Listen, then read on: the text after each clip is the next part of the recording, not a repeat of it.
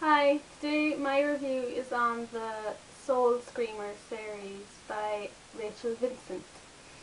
And she also wrote the Shifter series, which I really liked. So I wanted to read this series to see what it would be like. And this is more of a young adult series. And so far there has been 4 novels, and there is one prequel to the series, which is like a novella, and it's not as long as a novel, but it's fairly long. So there's 4 novels with kind of one extra. And this series is about banshees, and basically when a person dies, a female banshee, she lets out this kind of big wailing scream, and she's able to see the soul leave the body, and when she screams the soul is kind of suspended. And the male banshee has the ability to put the soul back into the body, but they try not to do that because when they bring someone back to life, someone else has to die. So it's kind of a moral dilemma with it all, really. Our main character is Kaylee, and she's 16, and she doesn't know she's a banshee. And in book 1, obviously, she finds out, and she meets kind of another male banshee, and she finds out about her whole family being like these supernatural creatures. So overall, I really like the series. There's something really likeable about it, and it's kind of endearing and compelling in a way.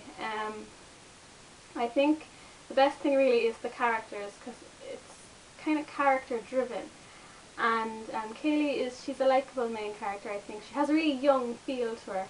And I think in a lot of these teen novels you don't get the sense that they're young, they're teenagers, and you do with her, so I kind of like that. And her kind of main love interest is Nash, and he's a nice character too, because he seems like the jock type, but when he gets to know Kaylee, you see that he's really kind of sweet. And there's his brother Todd, who I think is a great character, and the parents actually get to play a role in the characters' lives in this book, which I really like, because usually in teen novels, like, the parents are always just kind of forgotten, but they play kind of a big part in this series, which is nice to see for a change. And yeah, and the storylines, they're sometimes they can be quite intense. There's a lot of kind of emotional drama and angst involved, especially in the 3rd book, and it's really exciting to read, and you kind of see this world, and then there's kind of a more supernaturally world, like the nether world. So you get to see different, kind of a big range of creepy supernatural kind of beings, and obviously there's bad guys involved, and they kind of have to fight for their lives, or to fight for other people's souls, and it's an exciting series. I do have to say, in book 4, it was kind of a little letdown for me, because it was more like a teen romance with kind of a supernatural story on the side, and I want the opposite. I want a main supernatural plot, and the romance is kind of on the side, but it was more like about teen jealousy in book 4, and it took a while for the plot to happen, so yeah, book 4 was a little bit of a letdown, but the other 3 are really, really good. And I really like the prequel too, where we get to see Kaylee.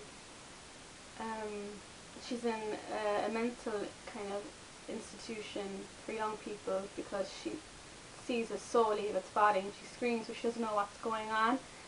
So she ends up in a mental institution, and it's really I think it's really good to read that, because when you read book 1 and you hear that she was in a place like that, it's interesting to read it then, what happened when she was there. So I like that the author did that. So I do recommend this series. It's a really nice teen series, but I think any age really can read it.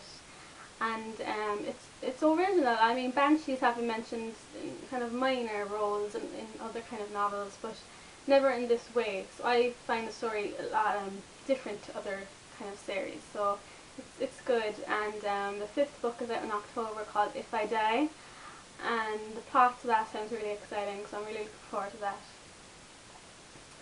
Okay, so if you don't want to know any spoilers about the series, details, I think you should click off now. Okay, so as I said, I like this series. Back to the characters. As I said, Todd, I really, as the books went on, I started to like him more and more. And his potential thing, kind of potential love relationship thing with Kaylee. When he first came into it, and which actually I find was a great reveal that we find out he was actually Nash's brother.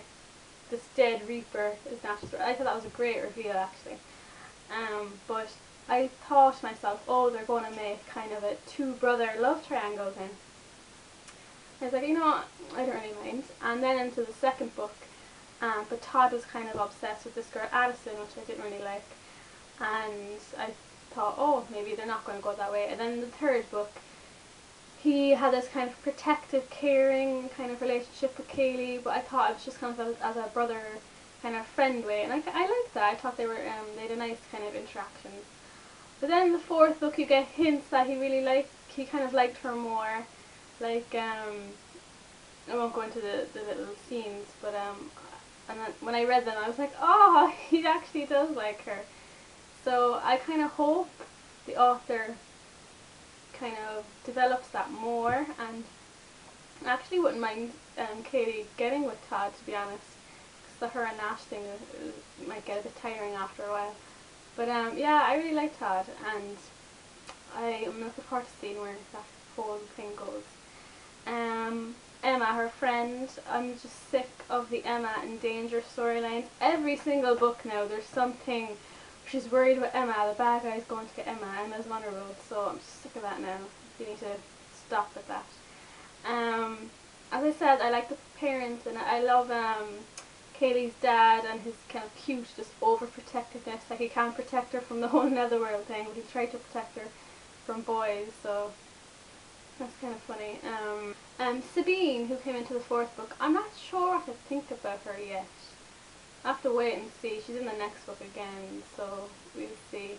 As I said with the fourth book, yeah, it was a bit of a letdown because Kaylee had about 50 of the same jealousy arguments with Nash. Like, how many times can she complain about Sabine to Nash, and that kind of got old, and it took ages for the plot to kind of happen. I was like, when is the story actually going to get, begin? I'm not saying it's an awful book, but it wasn't the best. The second book too would probably be my third favourite. I don't know, something about it. But the first book I thought was a great introduction to the series. It was exciting, good pace, good plot development, and the third book I thought was really great. It's full of bits of everything really. I like the whole tragic background of Kaylee, that she died and her mum brought her back, and her mum died, so she has this kind of borrowed lifeline thing, and in the fifth book apparently that lifeline is going to be kind of running out, so they have to try and figure out a way how to save her. And also an incubus comes to the school, which is kind of another thing. But yeah, the fifth book sounds really exciting, so I'm looking forward to that now, but it's way off in October. But as I said, I do like the series and I do recommend it, and it's a teen series, but I think a lot of age groups could read it. And do check out the prequel as well if you're looking them up, because it's good. And so if you have any opinions on the series, let me know in the comments. And thanks very much for watching my review today.